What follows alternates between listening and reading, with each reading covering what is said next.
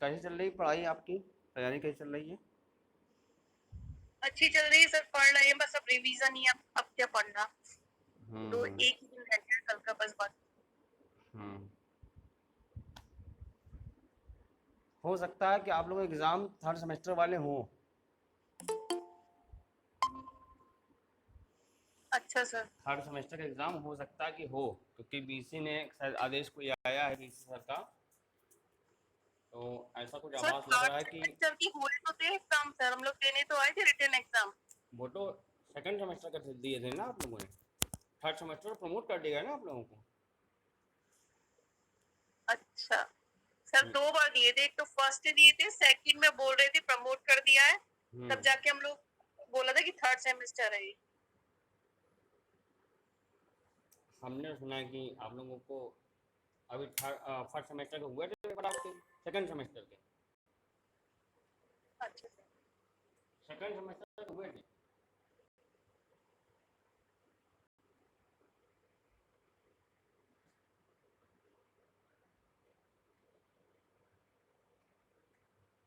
नहीं सर, हमारे थर्ड के ही हुए थे, क्योंकि सेकंड का तो हम लोग का रिजल्ट निकल आया ना, जो मैं प्रमोट किया था। हम्म। तो उसमें हम लोग को जो फर्स्ट ईयर में मिले थे बिल्कुल वैसे ही मार्क्स मिल गए थे हम लोग को सेकंड ईयर में। हम्म। और अभी थर्ड का हम लोग देकर आए, रिटन भी दिया है और अभी प्रैक्टिकल भी दिया है। अभी फोर्थ ईयर का कुछ नहीं दिया है, फोर्थ सेमेस्टर का। अच्छा।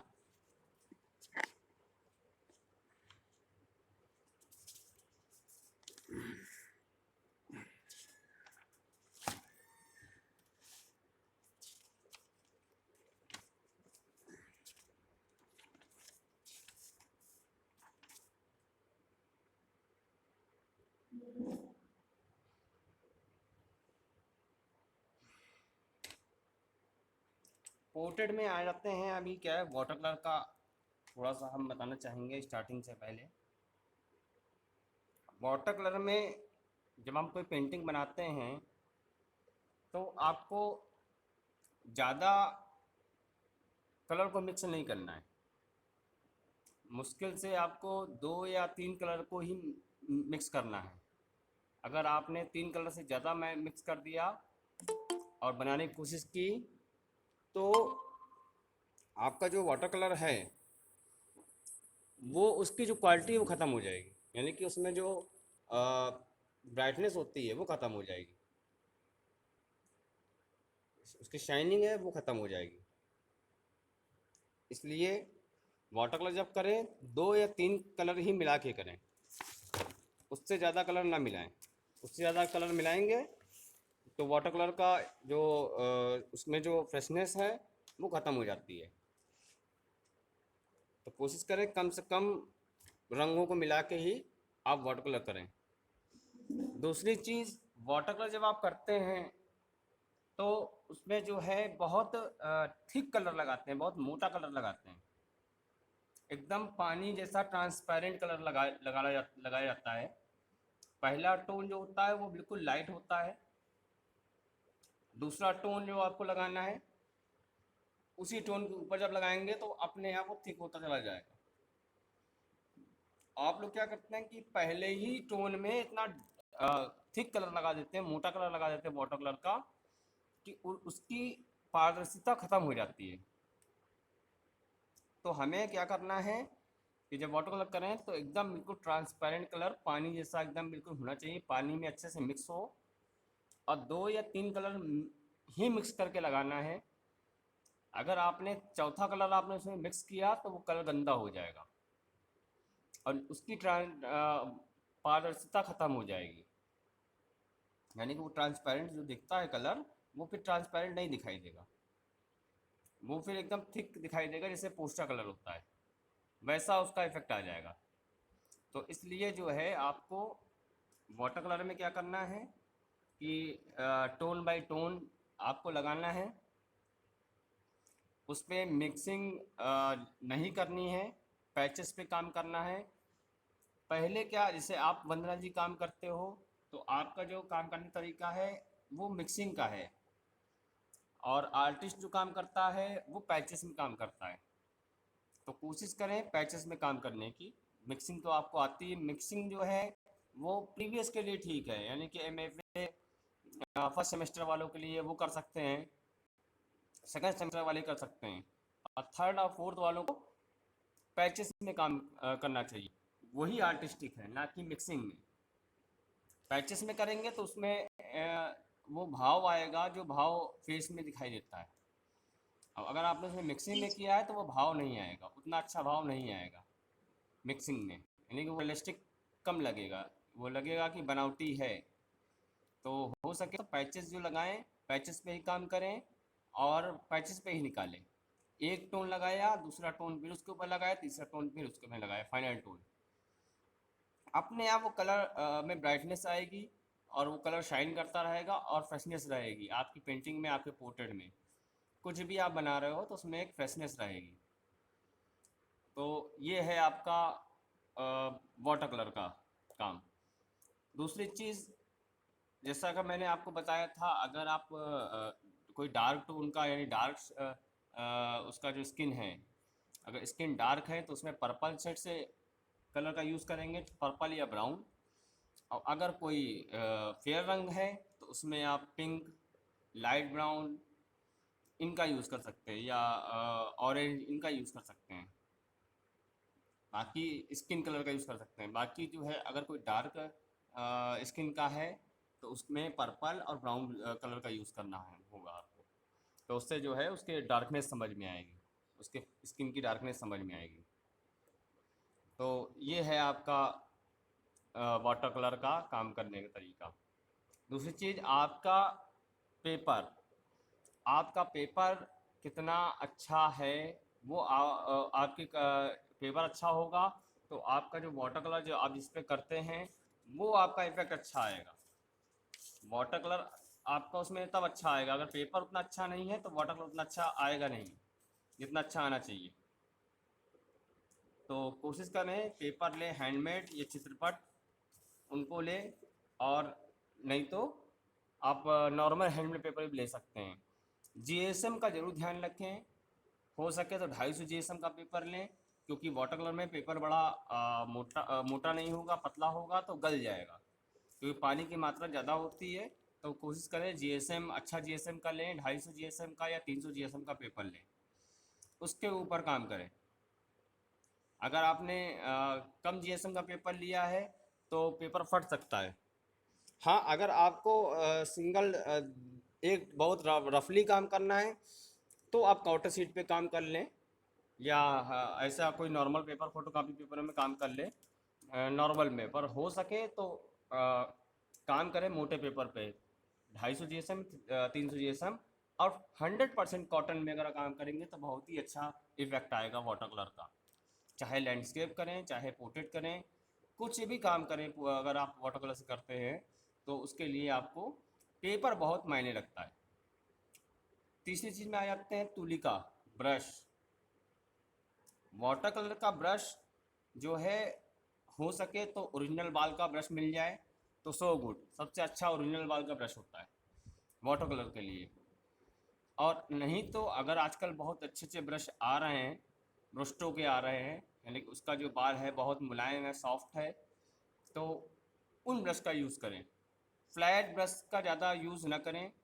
अगर फ्लैट ब्रश यूज़ कर रहे हैं तो फ्लैट ब्रश का जो बाल है वो थोड़ा लंबा हो। छोटा बाल का होगा तो जब आप कलर करोगे तो वो कपड़े कागज़ को लुब्दी बना के छुड़ा देगा। अगर उसका बाल का साइज़ जो है छोटा होगा, आपने उसको अगर दबा के चलाया तो वो लुब्दी बन के पेपर को फाड़ देगा। तो हो सके तो सॉफ्ट ब्रश और बालों की लेंथ लंबी हो, उससे आप काम करेंगे वाटर कलर से तो इफ़ेक्ट अच्छा आएगा और आपका कागज़ ख़राब नहीं होगा, इसमें कोई प्रॉब्लम नहीं होगी। तो ब्रश में भी ध्यान रखना है आपको कि ब्रश कैसे हैं आपके वाटर कलर के। तीसरी चीज़ आपकी जो है, वाटर कलर के साथ साथ आपका जो मटेरियल है, पैलेट साफ़ होनी चाहिए। पैलेट में अगर कोई दूसरा कलर लगा हुआ है, दूसरा शेड लगा हुआ है, दूसरा रंग लगा हुआ है तो अच्छे से साफ़ करके ही काम करें। कभी कभी क्या होता है, अगर आपके पैलेट में दूसरा कलर लगा हुआ है और आपने वहीं पर ब्रश रख दिया, तो जो आप सेट चाह रहे हैं, जो कलर आप बनाना चाह रहे हैं वो बनना बड़ा मुश्किल हो जाता है, क्योंकि वो कलर, दूसरा कलर उस ब्रश में लग चुका होता है। तो फिर प्रॉब्लम हो सकती है आपको। तो पैलेट कलर करने से पहले पैलेट को अच्छे से साफ़ कर लें, उसके बाद उसमें कलर बनाएं।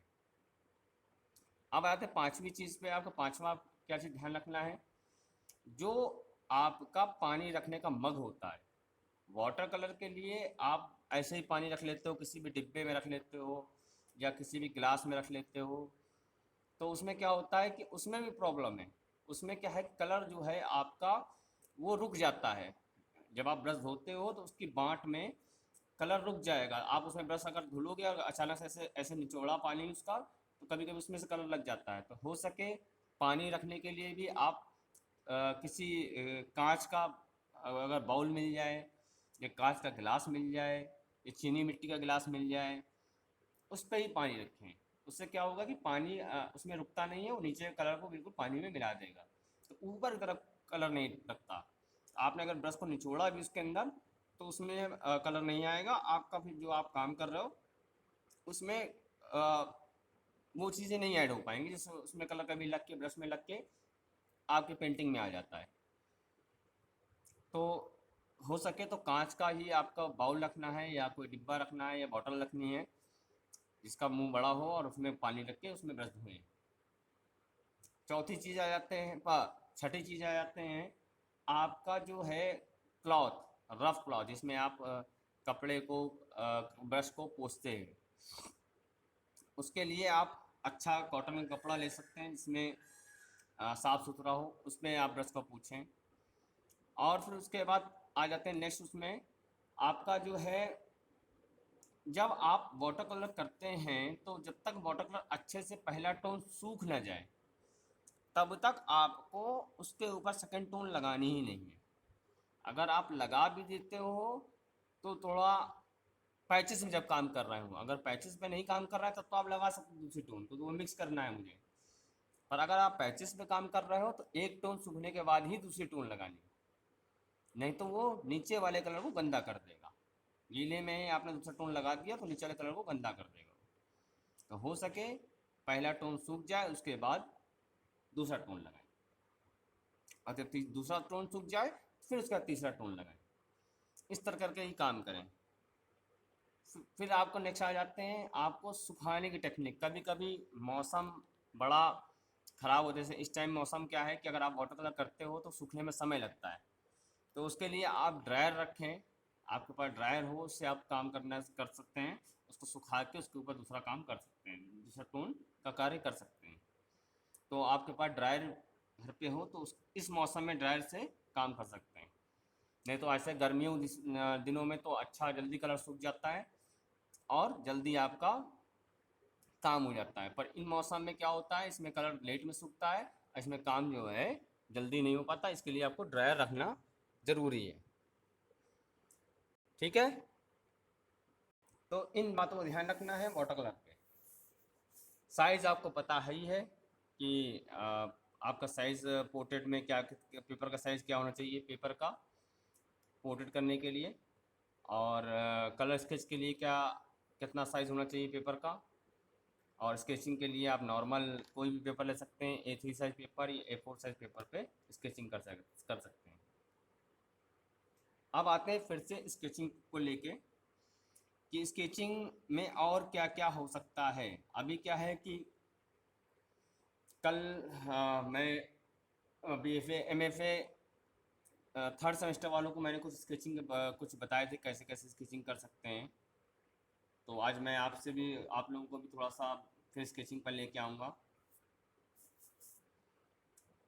जब तक आपकी लाइनों में पावर या स्ट्रोक या कह सकते हैं आपके अंदर कॉन्फिडेंस इतना होना चाहिए, आपकी जो लाइन है वो कुछ ना कुछ बनेगा, कुछ ना कुछ बनेगा, खाली नहीं होगा।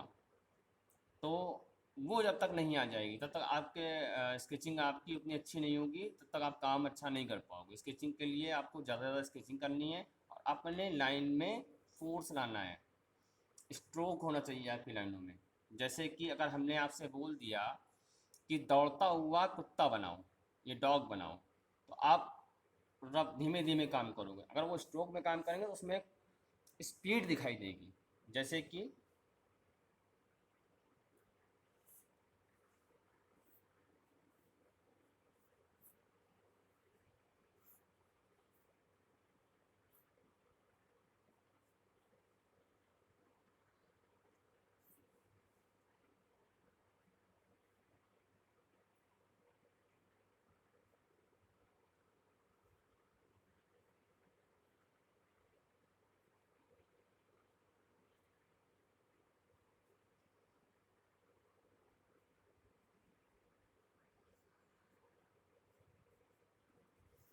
ये स्पीड दिखाई देगा, हाँ, कि बहुत तेज़ी से दौड़ के आ रहा है, बहुत तेज छलांग लगाई डॉग ने, तो उसमें स्पीड दिखाई दे रही स्ट्रोक में।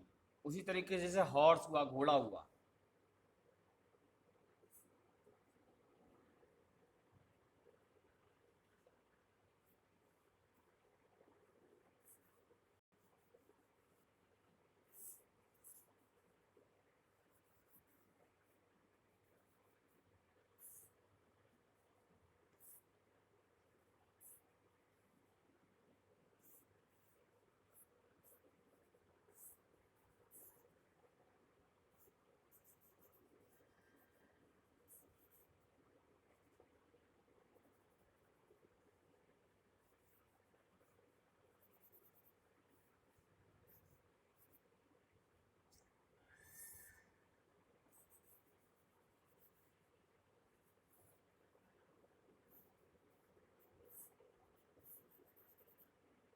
ये हुआ, खूब तेज़ी स्पीड दिखाई दे रही, घोड़ा भी खूब तेज़ी दौड़ा है, और उसके में भी स्ट्रोक से ही काम करना है, उसमें स्पीड दिखाई दे रही है। अब जैसे कोई कोई मानव फिगर है, कोई ऐसा आदमी खड़ा हुआ है या महिला खड़ी है, तो उसमें स्पीड दिखानी है, या सिर्फ खड़ा ही है तो स्पीड दिखानी है, तो कैसे दिखाएंगे?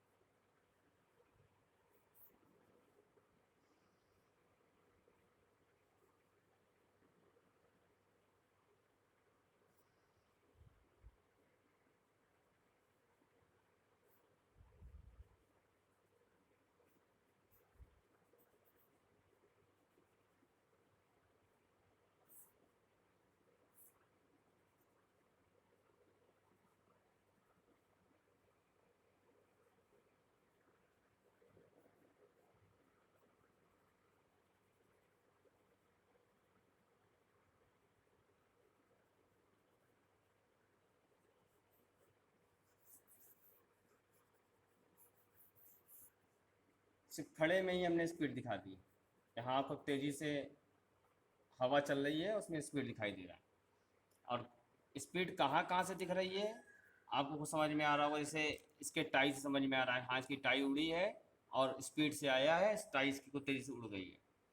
उधर डॉग के क्या है, कानों से और उसके जो फोर्स लाइनों में, घोड़े में भी यही चीज़ें हैं, जहाँ उसमें स्पीड दिखाई दे रही है। तो लाइनों में जब तक पावर नहीं होगा, तब तक आपका स्केच अच्छा लगेगा ही नहीं। तो हो सके तो जब कोई बनाए तो उसमें लाइनों में पावर रखें अपने, और कोई ज़रूरी नहीं है बहुत क्लियर करने की, कि हाँ बहुत क्लियर करना है, ऐसा कोई ज़रूरी नहीं है, रफली काम कर सकते हैं। बस एक एंगल दिखना चाहिए कि हाँ।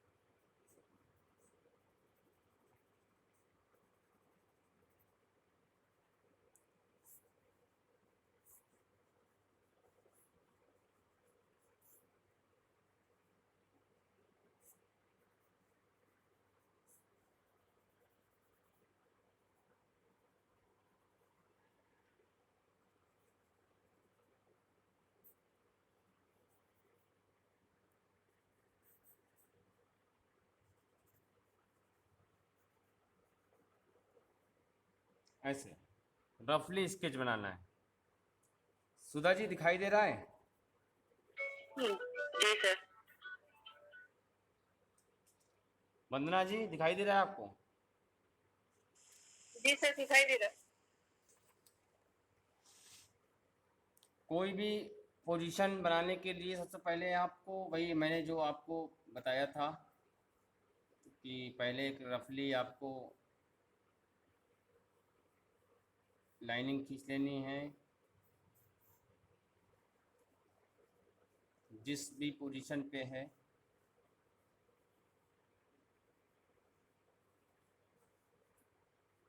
फिर उसको आप क्लियर कर सकते हो।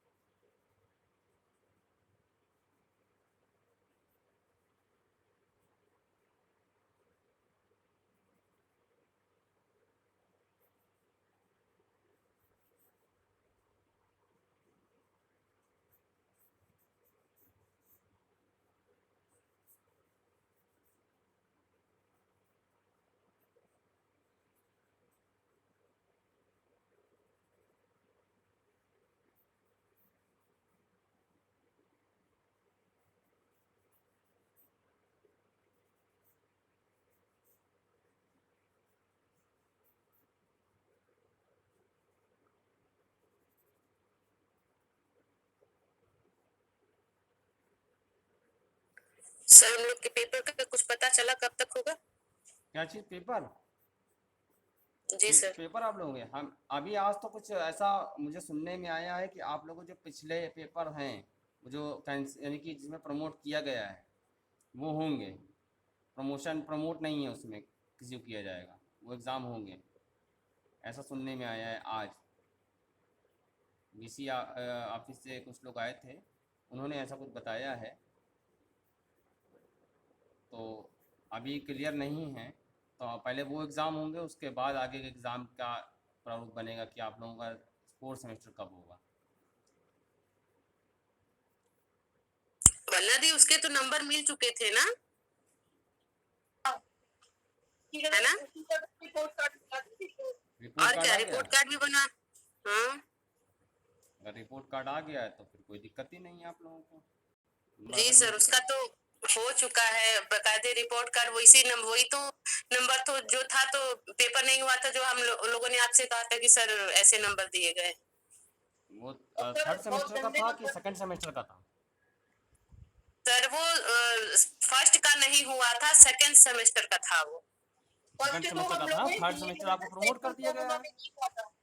जी फर्स्ट वाला प्रमोट हुआ है, सेकंड सेमेस्टर का हुआ था, उसी के बेस पे ये वाले नंबर दिए गए हैं सर।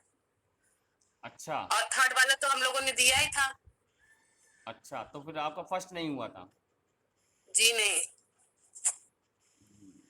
हाँ नहीं तो हुआ फिर तो अब जैसी जानकारी फर्स्ट हुआ मिलेगी। था, फर्स्ट हुआ था, सेकंड नहीं हुआ था। अच्छा सेकंड सर, और सेकंड में हम लोगों को कोरोना के चक्कर में प्रमोट कर दिया था। हाँ सेकंड में नंबर खराब आए हैं।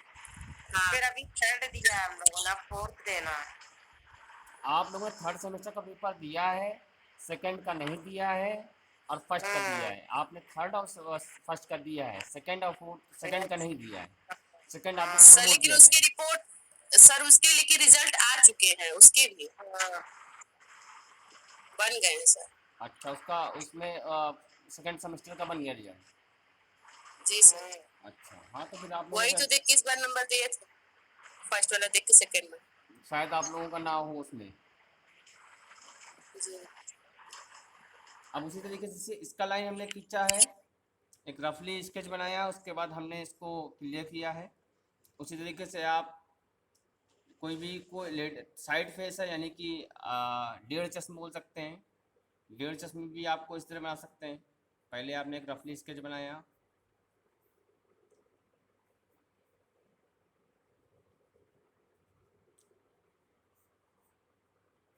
ये हाथ पीछे की तरफ, ये हाथ आगे की तरफ, ये फेस। अब इसी को हम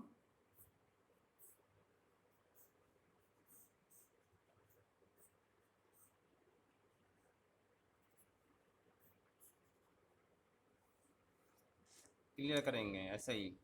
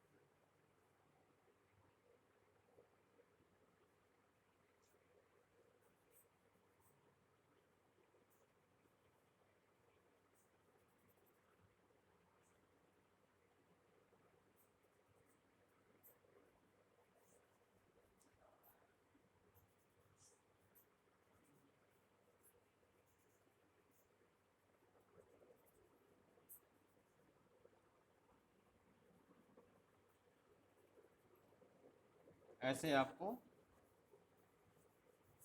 एक रफली स्केच ऐसे बना लेना है। जैसे एक रफली बनाया है, उसके बाद हमने उसको फेयर कर लिया कि हाँ एक महिला है, वो अपने बच्चे को लेके मार्केट तरफ से जा रही है। तो पहले आपको एक रफली बनाना है, फिर उसके बाद उसको क्लियर करना है।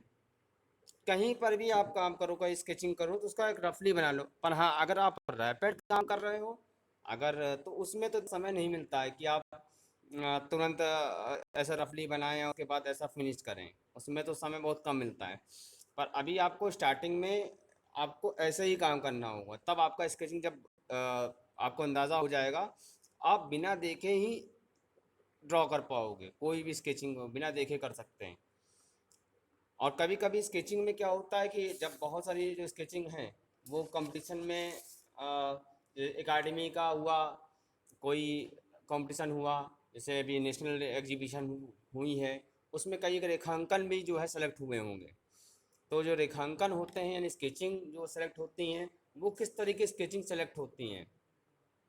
एक तो आपकी जो स्केचिंग है उसमें इतना ज़्यादा पावर दिखाई दे, और कोई ज़रूरी नहीं रियलिस्टिक ही दिखाई दे, एकदम रियल का दिखाई दे।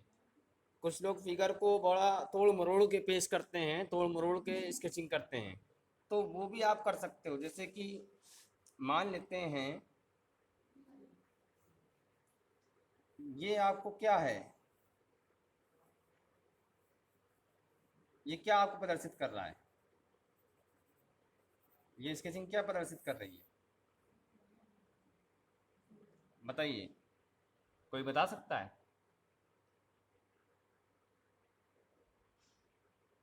एक परिवार समझ में आ रहा है ना, ये परिवार समझ में आ रहा है कि पुरुष है, एक महिला है, दो बच्चे हैं।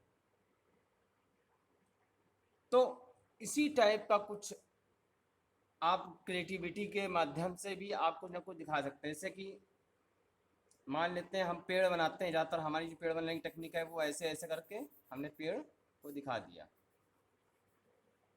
ये हो गया पेड़ स्केचिंग में।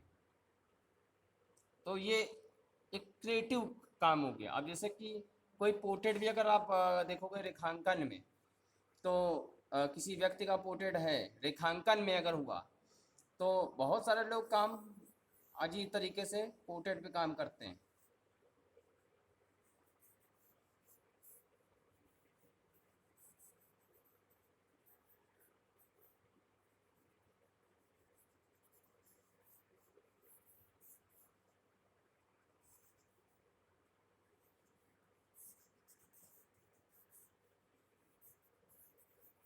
ये हो गया पोर्ट्रेट, हो गया किसी व्यक्ति का। तो ये आपको तो नहीं दिख रहा है, पर लाइनों में एक लय दिखाई दे रही है, तो वो क्रिएटिव कुछ मानते हैं, कुछ नयापन हो आपके लाइनों में, नयापन हो आपकी स्केचिंग में, नयापन हो। तो रेखांकन में भी ऐसा चलता है। जैसे कि बोल दिया गया कि दो व्यक्ति हैं, कहीं जा रहे हैं, किसी गाड़ी पे बैठे या किसी भी चीज़ पे। तो अब हमको जरूरत नहीं, स्कूटर अगर हम बना रहे हैं तो एकदम स्कूटर का शेप वही होना चाहिए, स्कूटर लगनी चाहिए बस कि हाँ वो स्कूटर है।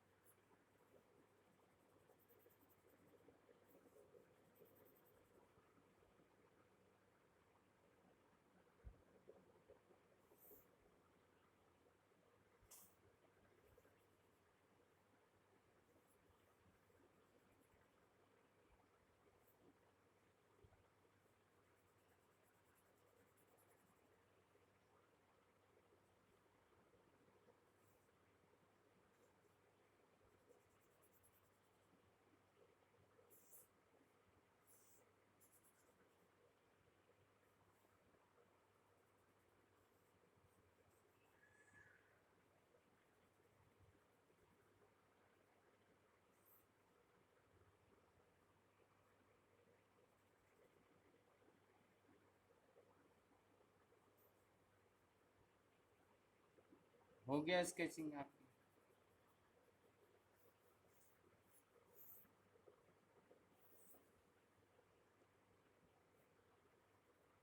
हो गई स्केचिंग। क्या स्कूटर में मियाँ बीवी जा रहे हैं, ये स्कूटर है पूरा। तो ऐसा कोई जरूरी नहीं है कि एकदम बिल्कुल हमें रियलिस्टिक फॉर्म में ही काम करना है। अगर आप स्केचिंग में भी थोड़ा क्रिएटिविटी दिखाएंगे तो आपकी स्केचिंग भी है वो भी एक अच्छी समझ में आएगी कि हाँ आपके अंदर है, आपने एमएफए किया है। अब वो बच्चों जैसा ही काम करना है, बल्कि ये बच्चे जैसे काम करते हैं, पर बच्चों का काम भी एक देखा जाए तो क्रिएटिव है, वो क्रिएटिव काम करते हैं। तो अभी आप लोग बच्चे हैं, पर थोड़ा सा आपकी लाइनों में पावर आ गई है, यानी कि आपका जो एक्सपीरियंस दिखाई देगा, आपकी लाइनों में एक्सपीरियंस दिखाई देगा, आपने कितना काम किया है, तो वो भी मायने रखता है। तो आप लोग अपने स्केचिंग को स्केचिंग स्टार्ट करें, और एग्ज़ाम के बाद से आप लोग बनाएंगे इसी तरीके से जैसा ये है। वंदना जी, सुधा जी, आपका तो एग्ज़ाम नहीं है कि है? जी जी नहीं सर, मेरा नहीं है। आपका नहीं है। गुंजन, तुम्हारा भी नहीं है? क्यों नहीं गुंजन? सर। तो कल से आप लोग बनाएंगे, हाँ मैं देखूंगा। अब मैं कल आप लोग सेटअप बना लो ऐसा, कल मैं देखूंगा आप लोगों को काम करते हुए। मैं ही करता रहूँगा तो आप लोग क्या सीखोगे, सिर्फ तो आप देखोगे। 45 मिनट आपको डेली देनी है। और जहाँ तक हो सकेगा नेक्स्ट मंथ से आप लोगों का ओपन हो जाएगा, तब आप लोग यहीं आके काम करोगे। सर कुछ बनाया है, दिखाएं? हाँ हाँ दिखाइए, ज़रूर दिखाइए।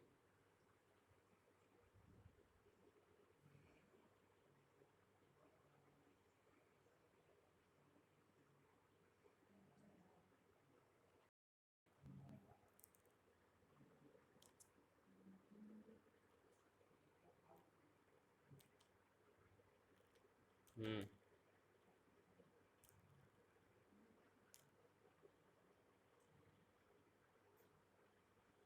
ठीक है, बालों में थोड़ा सा और आपको काम करना पड़ेगा। जी सर। बालों में थोड़ा सा काम और करिए। और शेडिंग में पेंसिल, जो आपकी नाक का जो शेडिंग दिखाई दे रही है, जो नाक जी आपने दिखाई है, बनाई है, उसमें शेडिंग से दिखाइए, कुछ ज़्यादा डार्क दिख रही है। थोड़ा जी नज़दीक जी करिए कैमरे के, फिर थोड़ा और नज़दीक करिए, बनाया जी जो सर। आपने। हम्म। हाँ, ये नाक जो है, इसकी जो शेडिंग है, ये जैसे, हाँ अब मेरा देखिएगा, आप अपना दिखाई, हटाइएगा नहीं वीडियो अपना। ये जी जो शेडिंग है, इसमें आपकी लाइन दिख रही है, लाइन नहीं दिखनी चाहिए, इसको मिक्स दिखाना है आपको, ये मिक्स जी दिखाना है, ऐसा लाइन नहीं दिखनी चाहिए। ठीक है, जी बाकी ठीक है। दूसरी चीज़, ये जो हिस्सा है, ये हल्का दबा जी होता है, डेप्थ है ना, ये ऐसे उठती है ना, खड़ी होती है, ऐसे ऊपर जी को उठती है ना, तो ये जी दबेगा जी तभी तो लगेगा, हाँ ये डेप्थ है और ये उठा हुआ है, तो यहाँ पर भी जी सेटिंग सर। पड़ेगी। जी। जिस तरह आपने आंखों में यहाँ पर सेटिंग दी है, उसी तरीके से हल्की सेटिंग, यहाँ लाइट सेटिंग पड़ेगी, तब वो नाक उठी हुई दिखाई देगी।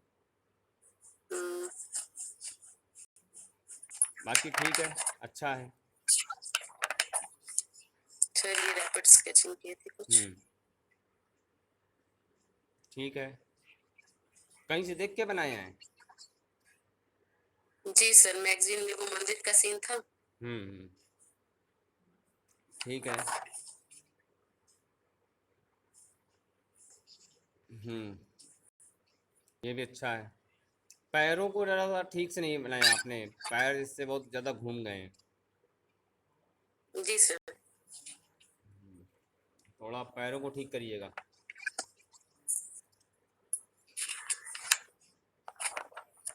ये बहुत अच्छा बना है, ये बहुत अच्छा बना है। हम्म, इसमें जो शेडिंग दी है आपने, बहुत अच्छी दी है, और इसका जो पोजीशन भी है, वो लग रहा है कि हाँ, जाते हुए हैं कोई। जी। हाथ भी अनुपात में ही है पूरे, बस ये हाथ का पर जो ये मुझे बाहा हाथ है। और पैर बनाने में सर दिक्कत होती है। क्या चीज़? हाथ और पैर बनाने में सर दिक्कत होती है, नहीं बन पाते अभी मुझसे। तो बड़ा बड़ा बना के एक तरफ देखिए, उसको ट्राई करिए बड़ा बड़ा बना के। जी सर, जैसे ये बना रहे थे, बहुत कोशिश की, नहीं बना तो फिर छोड़ दी कि अब क्लास जब शुरू होगी तो देखेंगे। ये वाला था, हम्म। तो सर इसको जरा ये चीज समझा दीजिए। ये तो जो जल चढ़ाते वो था, लोटा था, हम्म। लेकिन हाथ सही से नहीं बन पा रहा था। बस जितना बना उतना छोड़ दिया। उसमें है क्या? ये हाथ ऐसे रखिएगा, हम थोड़ा सा देख लें उसको, देख के थोड़ा सा जी हम सर। वो कर लें, हल्का रफली स्केच कर लेते पहले।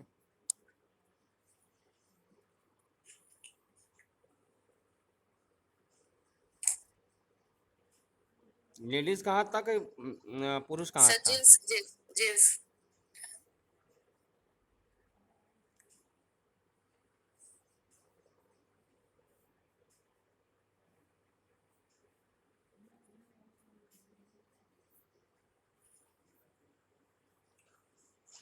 अब हटा लीजिए।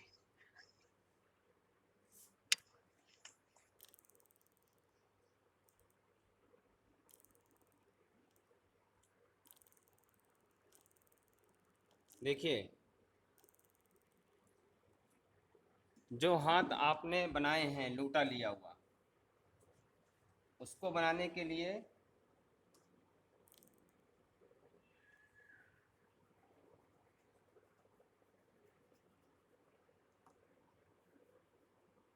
सबसे पहले तो लोटा बना देंगे,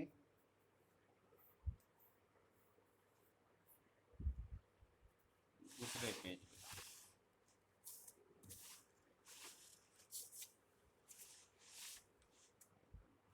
दिखेगा नहीं मुझे एंगल, इस एंगल से था आपका।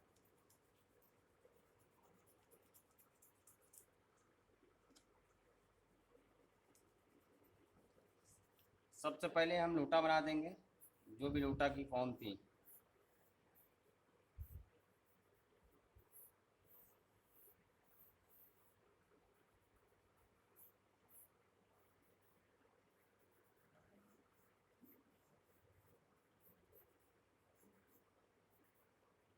ये लोटा हो गया।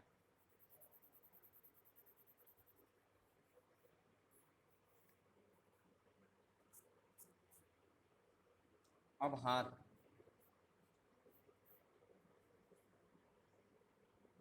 नीचे का अंगूठा दिख रहा था,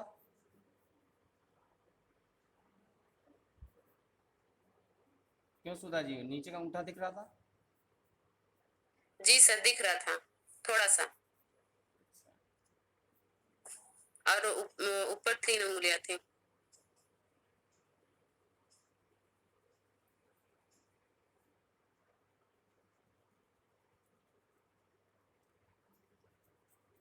सबसे पहले तो हम क्या करेंगे, एक रफली बनाएंगे, ज़्यादा उसे एक रफली तरीके से हमने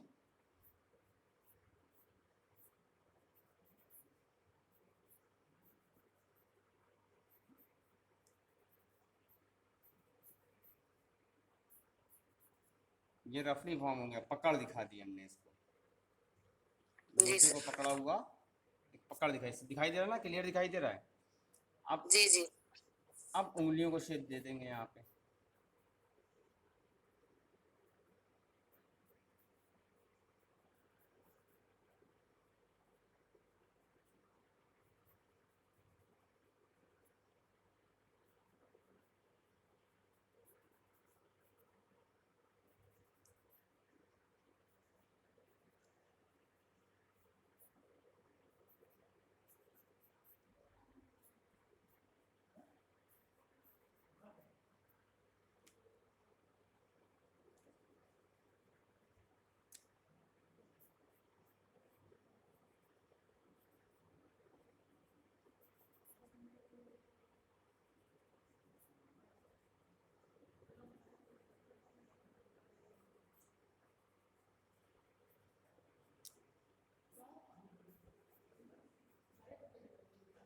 ये होगा फॉर्म उसका।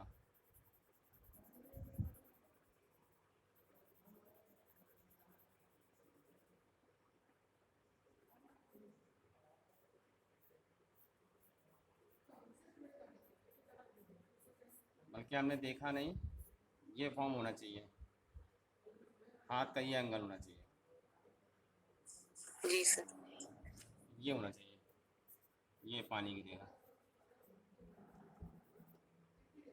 ऐसे बनेगा। एक आपको रफली फॉर्म दे देना है पहले, तो एक रफली फॉर्म ऐसे क्रिएट कर लेना है।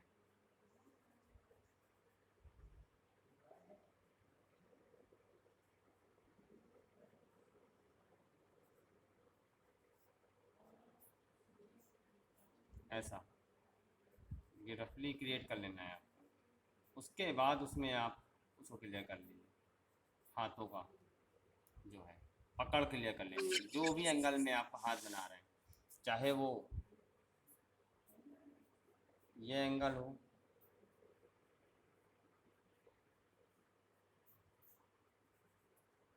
अब इसी में हम उंगलियां दिखा सकते हैं,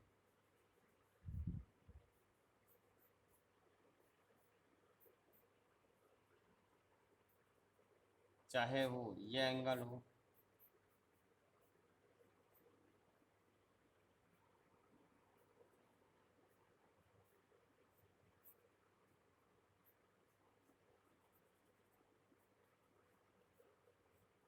इनमें उंगलियां दिखा सकते हैं, चाहे वो ये एंगल हो,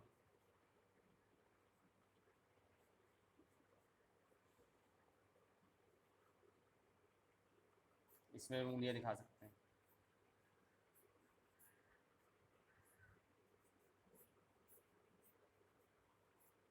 पहले हमको एक रफली स्केच बनाना होगा, उसके बाद ही हम उसको क्लियर कर पाएंगे। तो वो आपको फॉर्म आपकी रफली स्केच से ही आएगी, उसके बाद हम उसको क्लियर करते चले जाएंगे।